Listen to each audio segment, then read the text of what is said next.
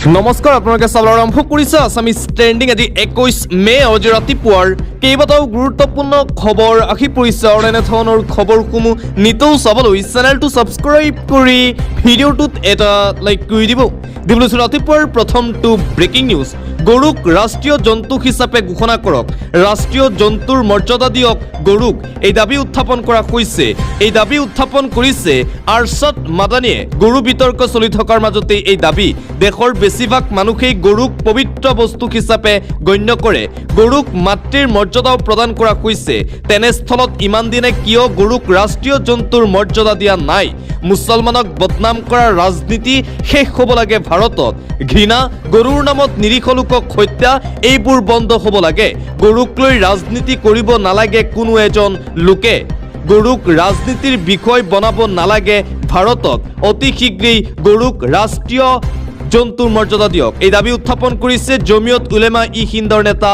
আৰশাদ মাদানীয়ে আন এটা breaking news দেশত চলিছে এতিয়া অৰ্থনৈতিক ধুমুহা কিন্তু প্ৰধানমন্ত্ৰী ব্যস্ত আছে ইটালীত চকলেট বিতৰণত ব্যস্ত প্ৰধানমন্ত্ৰী নৰেন্দ্ৰ মোদী কৃষক যুৱক মহিলা শ্ৰমিক সকলোৱে কান্দিছে কিন্তু প্ৰধানমন্ত্ৰীয়ে হাঁহি হাঁহি ৰীল বনাই আছে ইটালীত আৰু বিজেপিয়ে হাত চাপৰি বজাইছে ইয়া হৈছে বিজেপিৰ প্ৰকৃত চৰিত্ৰ বিজেপিৰ ইয়া নেতৃত্ব নহয় ইয়া নাটকহে দেশত অৰ্থনৈতিক মন্দাৱস্থাৰ অভিযোগ ৰাহুল গান্ধীৰ প্ৰধানমন্ত্ৰী নৰেন্দ্ৰ মোদীক তীব্ৰ কটাক্ষ কৰিছে কংগ্ৰেছ যুৱৰাজ তথা বিৰোধী নেতা ৰাহুল গান্ধীয়ে আৰ্থিক পৰিস্থিতি একেবাৰে বেয়া মই আজিয়েই কৈছো এমাহৰ ভিতৰত প্ৰধানমন্ত্ৰীয়ে টেলিভিছনৰ পৰ্দাত ওলাই হাতজোৰ কৰিব সমগ্ৰ ভাৰতবাসীৰ ওচৰত ৰাহুল গান্ধীয়ে এইদৰে আৰ্থিক সংকটক লৈ ভৱিষ্যতবাণী কৰিছে আৰ্থিক সংকটত এতিয়া জুৰুলা ভাৰত মূল্যবৃদ্ধিয়ে আকাশ চুইছে কিন্তু ইটালীত প্ৰধানমন্ত্ৰী নৰেন্দ্ৰ মোদী ব্যস্ত আছে ইয়াকে লৈ ৰাহুল গান্ধীয়ে প্ৰধানমন্ত্ৰী নৰেন্দ্ৰ মোদীক এইদৰে উভতি ধৰে অন্য এটা খবৰ আজিৰে পৰা আৰম্ভ হ'ল 4 দিনীয়াকৈ অসম বিধানসভাৰ অধিৱেশন প্ৰথম দিনটোত বিধায়কসকলক শপত বাক্য পাঠ কৰোৱা প্ৰটেম অধ্যক্ষ চন্দ্ৰমোহন পাটোৱাৰীয়ে ইউচিচিকে ধৰি কেইবাখনো নতুন বিল আজিৰে পৰা উত্থাপন হ'ব পবিত্ৰ সদনত হিমন্ত বিশ্ব শৰ্মাই দ্বিতীয়বাৰৰ বাবে মুখ্যমন্ত্ৰী হিচাপে শপত লোৱাৰ পিছত আৰু বিজেপিয়ে তৃতীয়বাৰৰ বাবে চৰকাৰ গঠন কৰাৰ পাছত আজি প্ৰথমটো অসম বিধানসভাৰ অধিৱেশন আৰু অসম বিধানসভাৰ অধিৱেশনৰ প্ৰথম দিনটোতেই কেইবাটাও গুৰুত্বপূৰ্ণ বিলক লৈ আলোচনা হোৱাৰ পূৰ্ণ সম্ভাৱনা আছে অন্য এটা খবৰ কাত নাম নথকা লোকক গ্ৰেপ্তাৰ কৰাৰ নিৰ্দেশ পশ্চিমবংগ চৰকাৰৰ ডাঙৰ সিদ্ধান্ত CAA নাম নাথাকিলেই কৰা হ'ব গ্ৰেপ্তাৰ CAA পৰা বাদ পৰা লাখ লাখ লোকৰ মাজত হাহাকাৰ অৱস্থা বিদেশী বুলি প্ৰমাণিত হ'ব কাত নাম নথকা লোকক গ্ৰেপ্তাৰ কৰি দেশৰ পৰা বাহিৰ কৰা হ'ব CAA নাম নথকা লোকক অচিৰেই নাম বাদ পৰা লোকক গ্ৰেপ্তাৰ কৰি বিতৰণৰ নিৰ্দেশ বেংগলত অবৈধ বাংলাদেশীৰ বিৰুদ্ধে কঠোৰ শুভেন্দু অধিকাৰী চৰকাৰ মমতাই নকৰা কাম কৰি দেখুৱালে শুভেন্দু অধিকাৰীয়ে এতিয়াৰে পৰা পশ্চিমবংগতো ৰূপায়ণ হ'ব CAA NRC বংগত CAA NRC ৰূপায়ণ হ'বলৈ দিয়া নাছিল মমতা বেনাৰ্জীয়ে বংগত ভোটাৰ তালিকা CAA নাম নথকা লোকৰ বিপদ নিশ্চিত CAA যিসকল লোকৰ নাম নাই সেই লোকসকলক কৰা হ'ব গ্ৰেপ্তাৰ আৰু CAA পৰা নাম বাদ পৰা লাখ লাখ লোকৰ মাজত এতিয়া হাহাকাৰ অৱস্থাৰ সৃষ্টি হৈছে পশ্চিমবংগত মুঠতে পশ্চিমবংগত বিজেপিয়ে চৰকাৰ গঠন কৰাৰ পাছতেই শুভেন্দু অধিকাৰীৰ নেতৃত্বত বাংলাদেশীৰ বিৰুদ্ধে ইটোৰ পাছত সিটো ডাঙৰ পদক্ষেপ গ্ৰহণ কৰা দেখিবলৈ পোৱা গৈছে পৰৱৰ্তী খবৰ এবাৰ পশ্চিমবংগত ভয়ংকৰ পৰিস্থিতিৰ সৃষ্টি হৈছে মুখ্যমন্ত্ৰীক ৰাজপথত ঘেৰাও হিন্দু গো ব্যৱসায়ীসকলে গো বিক্ৰী কৰিব নোৱাৰি ৰাজপথত ঘেৰি ধৰিলে মুখ্যমন্ত্ৰী শুভেন্দু অধিকাৰীক হিন্দু গো ব্যৱসায়ীসকল অৰ্থনৈতিকভাৱে সংকটত পৰিছে এতিয়া ৱেষ্ট বেংগলত আৰু গৰু নিকিনে এতিয়া পশ্চিমবংগৰ মুছলমান সমাজে আৰু মুছলমানে গৰু নিকিনাৰ বাবে এতিয়া হিন্দু গোপালকৰ মাজত হাহাকাৰ অৱস্থাৰ সৃষ্টি হৈছে যাৰ বাবে হিন্দু গোপালকসকল এতিয়া শুভেন্দু অধিকাৰীক ৰাজপথতে ঘেৰি ধৰিছে মুঠতে পশ্চিমবংগত এই অবৰ্ণনীয় পৰিস্থিতিৰ সৃষ্টি হয় পৰৱৰ্তী খবৰ মিয়াক অত্যাচাৰ কৰিলে বিজেপিৰ বিৰুদ্ধে প্ৰতিবাদ কৰা নহ'ব মিয়াক যদি অত্যাচাৰ কৰা হয় তেন্তে কংগ্ৰেছ বিধায়কৰ বিৰুদ্ধে প্ৰতিবাদ কৰিব সংখ্যালঘু সংগঠনে অসম সংখ্যালঘু সংগ্ৰাম পৰিষদৰ ঘোষণা কংগ্ৰেছৰ নিৰ্বাচনীত মিয়া বিধায়কসকলৰ বিৰুদ্ধে কৰা হ'ব প্ৰতিবাদ অনাগত দিনত এজনো মিয়াক অত্যাচাৰ কৰিলে পৰিস্থিতি ভয়ংকৰ হ'ব মিয়াক অত্যাচাৰ কৰিলে বিজেপি নহয় কংগ্ৰেছৰ বিৰুদ্ধে প্ৰতিবাদ কৰিম কংগ্ৰেছৰ মিয়া বিধায়কৰ ঘৰ ঘেৰাও কৰিম আমি চলে বলে কৌশলে ব্লেকমেইলিঙৰ ৰাজনীতি কৰিছে কংগ্ৰেছ দলে কংগ্ৰেছ দলটো তেওঁলোকে মিয়া দললৈ পৰিৱৰ্তিত কৰিছে কংগ্ৰেছৰ জয়ী প্ৰাৰ্থীসকলে আজিলৈ মিয়াৰ সপক্ষে মাত মতা নাই মিয়া বিধায়কসকলে সংখ্যালঘুৰ উন্নয়ন নকৰিলে পৰিস্থিতি ভয়ংকৰ হ'ব কংগ্ৰেছৰ মিয়া বিধায়কৰ বিৰুদ্ধে সংখ্যালঘু সংগ্ৰাম পৰিষদৰ এই হুংকাৰ যদি মিয়াক এইবাৰ বিজেপিয়ে অত্যাচাৰ কৰে তেন্তে বিজেপিৰ বিৰুদ্ধে প্ৰতিবাদ কৰা নহ'ব মিয়াক অত্যাচাৰ কৰিলে কংগ্ৰেছ বিধায়কৰ বিৰুদ্ধে ভয়ংকৰ প্ৰতিবাদ কৰা হ'ব বুলি ঘোষণা কৰিছে সংখ্যালঘু সংগ্ৰাম পৰিষদৰ নেতা মুছাব্বিৰ আলী আহমেদে আন এটা ব্ৰেকিং নিউজ অবৈধ মছজিদত বৃহৎ বুলডোজাৰ একশ্যন দেখিবলৈ পোৱা গৈছে অবৈধ মছজিদৰ ওপৰত এইবাৰ প্ৰশাসনৰ বুলডোজাৰৰ হাতোৰা এফালৰ পৰা বুলডোজাৰ লগাই মাটিত মিহলি কৰা হ'ল মছজিদ ৰক্ষাৰ বাবে ওলাই অহা প্ৰতিবাদকাৰীৰ ওপৰত লাঠি চাৰ্জ আৰক্ষীৰ ৰেলৱে ভূমিত একাংশ সন্দেহজনক লোকে সাজিছিল বস্তি বৃহৎ এলেকাৰ বস্তিত আছিল দুটাকৈ পবিত্ৰ মছজিদ প্ৰশাসনে বৃহৎ উচ্ছেদ অভিযান চলাই ধ্বংস কৰিলে দুটাকৈ মছজিদ মুম্বাইৰ বান্দ্ৰাৰ গৰীব নগৰত সৰ্ববৃহৎ বুলডোজাৰ একশ্যন দেখিবলৈ পোৱা গৈছে উচ্ছেদৰ মাজতেই মছজিদৰ সন্মুখত শ শ মুছলমানৰ প্ৰতিবাদ আৰক্ষীৰ লাঠি চাৰ্জত বহু লোক আহত হোৱাৰ সন্দেহ ৫ শতাধিক অবৈধ নিৰ্মাণ সম্পূৰ্ণৰূপে ধ্বংস কৰিলে প্ৰশাসনে অবৈধ মছজিদৰ ওপৰত এইবাৰ উচ্ছেদ অভিযান আৰু আনফালে অসমতো আৰম্ভ হৈ গ'ল উচ্ছেদ অভিযান নলবাৰীত দেখিবলৈ পোৱা গৈছে প্ৰশাসনৰ এই উচ্ছেদ অভিযান বেদখলকাৰীৰ বিৰুদ্ধে ৰাজ্যত পুনৰ আৰম্ভ হৈছে একশ্যন নলবাৰীত আৰম্ভ প্ৰশাসনৰ বিৰুদ্ধে বৃহৎ উচ্ছেদ অভিযান অবৈধ পদপথ দখলকাৰীৰ বিৰুদ্ধে একশ্যন আৰম্ভ জিলা প্ৰশাসনৰ সহযোগত নলবাৰী পৌৰসভাই চলাই উচ্ছেদ দীৰ্ঘদিন ধৰি পদপথ দখল কৰি ৰাখিছিল একাংশ লোকে অৱশেষত আজি চলিল এই উচ্ছেদ অভিযান নলবাৰীত অসমতো ইতিমধ্যে আৰম্ভ হৈছে বৃহৎ উচ্ছেদ অভিযান অন্য এটা খবৰ এইবাৰ পশ্চিমবংগত সম্পত্তি বিতৰ্ক তৃণমূল কংগ্ৰেছৰ দুই সাংসদ অভিষেক বেনাৰ্জী চাইনিক গোচৰ যৌথ সম্পত্তিৰ অভিযোগ মোৰ কি সম্পত্তি আছে সকলো তথ্য নিৰ্বাচন আয়োগৰ ওচৰত শপতনামাৰ জৰিয়তে দাখিল কৰা হৈছে প্ৰয়োজন হলে তদন্ত কৰক কিন্তু ভুৱা প্ৰচাৰ চলোৱাসকলৰ বিৰুদ্ধে আইনী ব্যৱস্থা ল'ম মই চাইনিক ঘোষৰ এই মন্তব্য তৃণমূল কংগ্ৰেছৰ বহু চৰ্চিত সাংসদ চাইনিক ঘোষৰ বিৰুদ্ধে এইবাৰ বিজেপিয়ে ভয়ংকৰ অভিযোগ উত্থাপন কৰি চলাইছে তদন্ত এটা জৰুৰী খবৰ সমগ্ৰ ভাৰতজুৰি ভয়ংকৰ গ্ৰীষ্মপ্ৰবাহ প্ৰচণ্ড গৰমৰ বাবে দিল্লীত অৰেঞ্জ এলাৰ্ট অসমতো দেখিবলৈ পোৱা গৈছে গৰমৰ বাবে হাহাকাৰ পৰিস্থিতিৰ সৃষ্টি সমগ্ৰ দেশজুৰি ভয়ংকৰ হিট ৱেভ দেখিবলৈ পোৱা গৈছে প্ৰচণ্ড গৰমৰ বাবে ভাৰতৰ বিভিন্ন ৰাজ্যত অৰেঞ্জ এলাৰ্ট জাৰি কৰা হৈছে ৪৬ ডিগ্ৰী পৰ্যন্ত তাপমাত্ৰা বৃদ্ধি পাইছে ভাৰতৰ কেইটামান ৰাজ্যত অহা ৫ দিনৰ বাবে বতৰ বিজ্ঞান কেন্দ্ৰই দিল্লীত জাৰি কৰিছে অৰেঞ্জ এলাৰ্ট অসমকো লৈ সতৰ্কবাণী আগন্তুক ৭ দিনলৈ আৰু অধিক তাপমাত্ৰা বৃদ্ধি পোৱাৰ সম্ভাৱনা আছে প্ৰচণ্ড গৰমৰ বাবে দিল্লীত বিদ্যুতৰ চাহিদাই বৃদ্ধি পাইছে অসমতো আজি হঠাৎ প্ৰচণ্ড গৰম যোৱাকালিও প্ৰচণ্ড গৰম অনুভৱ কৰিছিল অসমতো গৰমৰ সময়ত পৰাপক্ষত ঘৰৰ পৰা বাহিৰলৈ নোলাব কিয়নো ইতিমধ্যেই আঞ্চলিক বতৰ বিজ্ঞান কেন্দ্ৰৰ ফালৰ পৰা দিয়া হৈছে সতৰ্কবাণী পৰ্যাপ্ত পৰিমাণে পানী সেৱন কৰক মূৰ ঢাকি ৰাখিবলৈ ছাতি বা কাপোৰ ব্যৱহাৰ কৰক এইসমূহ নিৰ্দেশনা দিয়া হৈছে আঞ্চলিক বতৰ বিজ্ঞান কেন্দ্ৰৰ ফালৰ পৰা অন্য এটা খবৰ ঘুষখোৰ চৰকাৰী বিষয়া কৰ্মচাৰীৰ খবৰ দিয়ক লাভ কৰক ১ লাখ টকা বিজয় থালাপতিয়ে লৈছে এক ডাঙৰ আৰু বিশেষ পদক্ষেপ চৰকাৰী বিষয়া কৰ্মচাৰীয়ে ঘুষ বিচাৰিছে নেকি কোনো চৰকাৰী বিষয়া কৰ্মচাৰীয়ে ঘুষ লৈ ধৰা পৰিলেই খুব জেল ১,০০০ টকাও যদি লৈছে বা বিচাৰিছে তেন্তে খবৰ দিয়ক তথ্য প্ৰমাণসহ জনক আৰক্ষীক আৰু লাভ কৰক ১ লাখ টকাৰ পুৰস্কাৰ ডাঙৰ ঘোষণা কৰিছে তামিলনাডুৰ নতুন মুখ্যমন্ত্ৰী বিজয় থালাপতিয়ে কোনো চৰকাৰী বিষয়া কৰ্মচাৰীক ঘুষ নিদিব দুৰ্নীতিগ্ৰস্ত বিষয়া কৰ্মচাৰীৰ বিৰুদ্ধে কঠোৰ বিজয় থালাপতিৰ টিভিকে চৰকাৰ দুৰ্নীতিমুক্ত তামিলনাডুৰ সংকল্পৰে ডাঙৰ সিদ্ধান্ত চৰকাৰী বিষয়া কৰ্মচাৰীয়ে ঘুষ বিচাৰিলেই জেল নিশ্চিত যদি কোনো লোকে প্ৰমাণ দিব পাৰে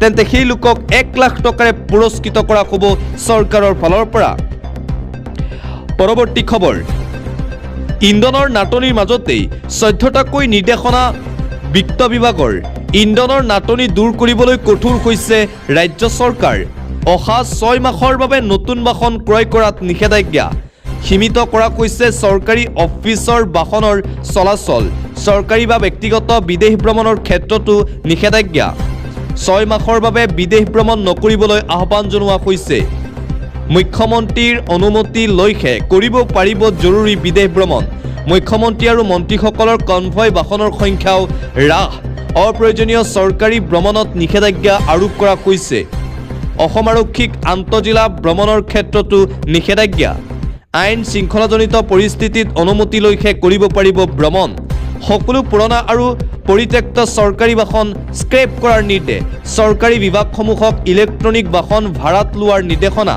চলিত বিত্তীয় বৰ্ষত ইন্ধনৰ ব্যয় 20% হ্ৰাস কৰাৰ সিদ্ধান্ত আৰু বৃহৎ সিদ্ধান্ত ইন্ধনৰ নাটনিৰ বাবে অন্য এটা খবৰ বিশ্ব কপোৱা পেহেলগাম কাণ্ডৰ চাৰ্জশ্বিটত A-Z বিস্ফোৰক তথ্য লস্কৰ-ই-তৈবা TRFৰ সন্ত্ৰাসবাদীয়ে ৰচিছিল আক্ৰমণৰ ষড়যন্ত্ৰ পেহেলগামৰ স্থানীয় লোকে সহায় কৰিছিল দুদৰ্শ সন্ত্ৰাসবাদীক স্থানীয় বাসিন্দাই সন্ত্ৰাসবাদীক দিছিল আশ্ৰয় খাদ্য সন্ত্ৰাসবাদী সাইফুল্লাহ সাজিদ সাউথ ওৰফে লাংদা ঘটনাৰ মূল মাষ্টাৰমাইণ্ড সাজিদ জাট পাকিস্তানৰ কাছুৰৰ বাসিন্দা তিনি সন্ত্ৰাসবাদীৰে যোগাযোগত আছিল সাজিদ জাট আক্ৰমণৰ এদিন পূৰ্বে অঞ্চলটোত ঘূৰি ফুৰিছিল তিনি সন্ত্ৰাসবাদী মুছলমান হাবিব তাহিৰ হামজা আফগানী ঘূৰি ফুৰিছিল অঞ্চলটোত 15-16 এপ্ৰিলত সাজিদে তিনি সন্ত্ৰাসবাদীক পেহেলগামলৈ প্ৰেৰণ কৰিছিল লাহোৰৰ পৰা এই ভয়ংকৰ ঘটনা নিয়ন্ত্ৰণ কৰিছিল সাজিদে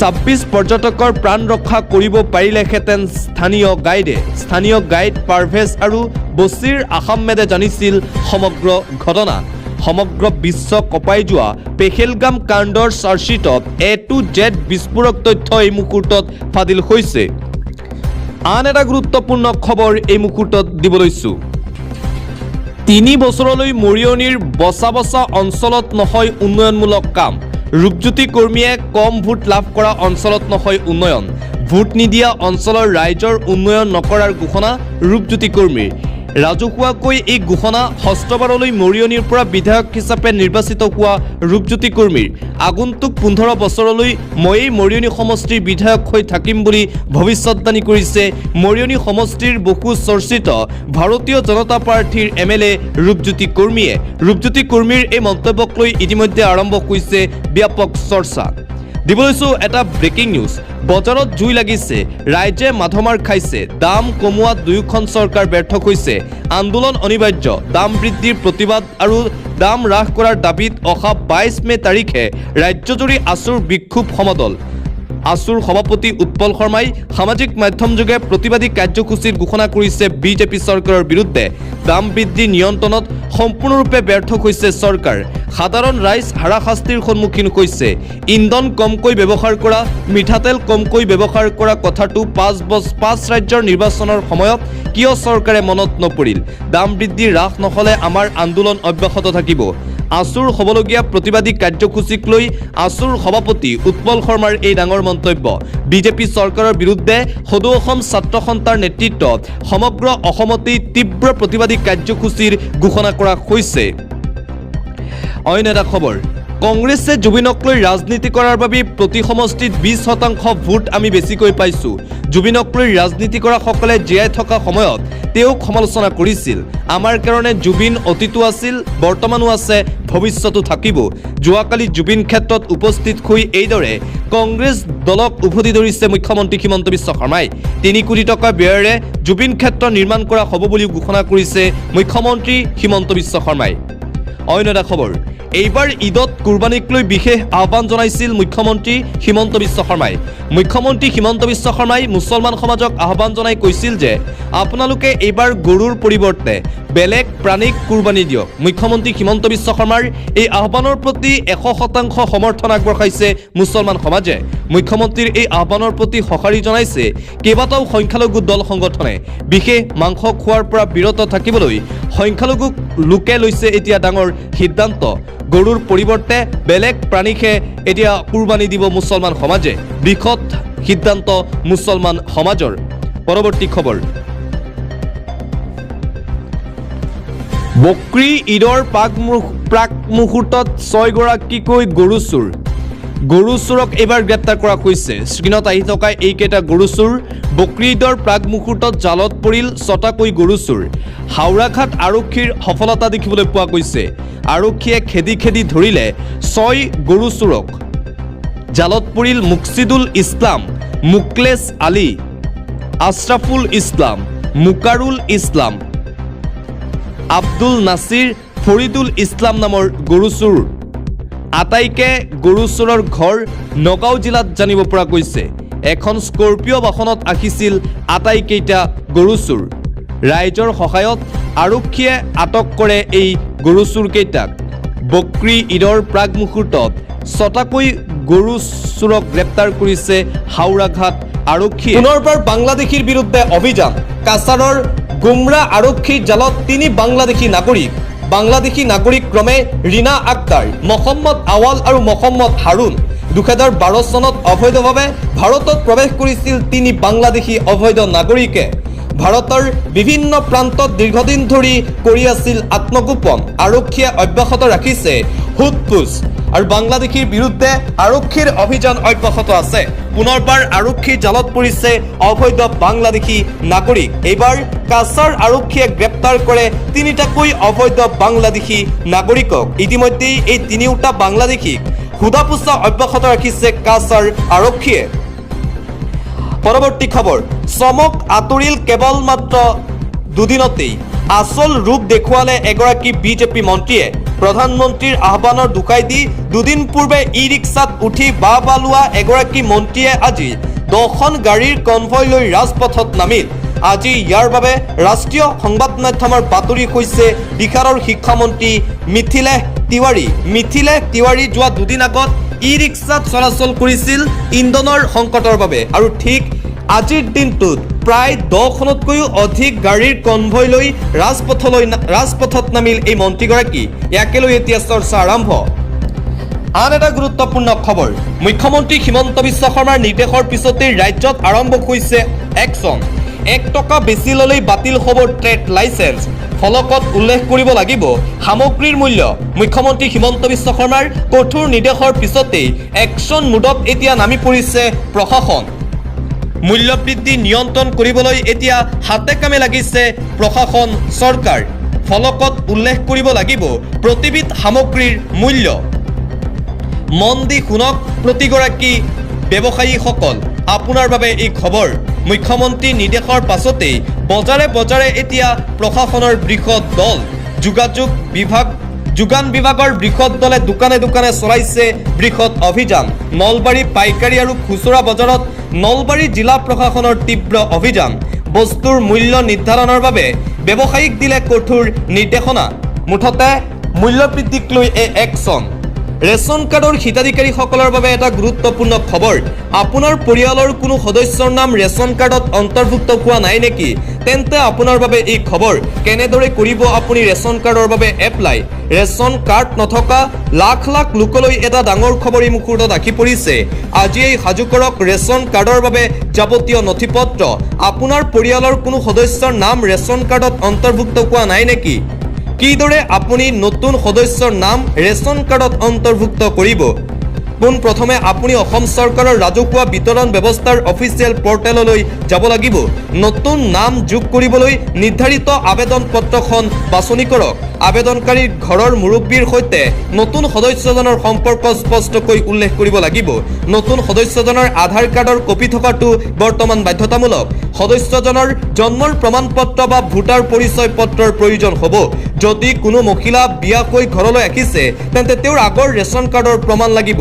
পৰিয়ালৰ মূল ৰেচন কাৰ্ডখনৰ এটা ফটোকপি আবেদনৰ সৈতে জমা দিব লাগিব। আবেদন পত্ৰখনত নতুন সদস্যৰ নাম, বয়স আৰু পিতৃ মাতৃৰ শুদ্ধকৈ নাম লিখিব লাগিব। পৰিয়ালৰ মুৰব্বী শেহতীয়া পাছপোৰ্ট সাইজৰ ফটো এখনৰ প্ৰয়োজন হ'ব।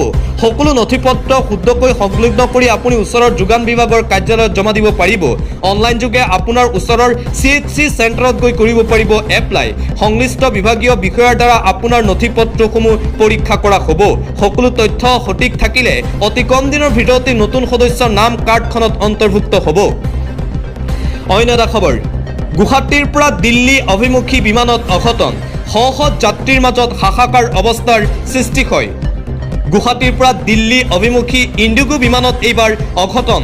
ইণ্ডিগো বিমানত সংঘটিত হৈছে এই ভয়ংকৰ অঘটন। উৰা মৰাৰ সময়তে ধৰা পৰিল যান্ত্ৰিক বিজুতি বিমানখনত। যান্ত্ৰিক বিজুতিৰ বাবে উৰণত বিলম্ব ইণ্ডিগো বিমানৰ। যিকোনো মুহূৰ্ততে দুৰ্ঘটনাৰ আশংকা বিমান যাত্ৰীসকলৰ। অসমৰ শ যাত্ৰীৰ মাজত বিমানৰ ভিতৰতেই আজিৰ দিনটোত খোৱা দোৱা লাগে। ইণ্ডিগো বিমানত পুনৰবাৰ এই অঘটন সংঘটিত হৈছে।